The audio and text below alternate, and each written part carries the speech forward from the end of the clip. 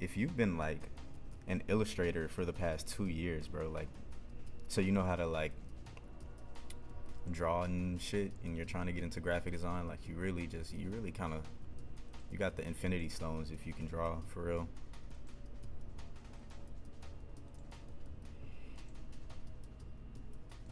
It's not much to graphic design. Just make your clients happy and everything will be okay. Just make the clients happy, make it pop, and there you go. Oh, Illustrator for 10 years, bro. You are good, bro. Like, yeah, do not worry about about design.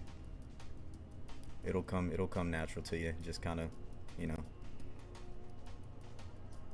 use your skills in illustration as like your superpower. Like that'll be your like your design, your graphic design superpower. Cause I tell you one thing, I do not know how to draw. Like I can try to whip something up, but you know, it's not gonna be great.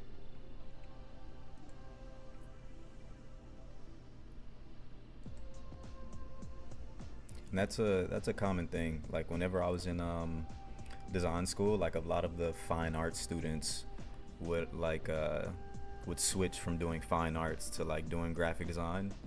So a lot of them kind of, you know, kind of already knew how to draw, like, you know, come into graphic design knowing how to draw, like to, you know, to switch from like actually like doing a painting on a canvas to like doing some random like illustration and Procreate, you know, it was nothing for them. You know what I'm saying? Especially like, you know, you're making an illustration randomly for like some like business or brand or something. Like it just kind of came natural to those dudes.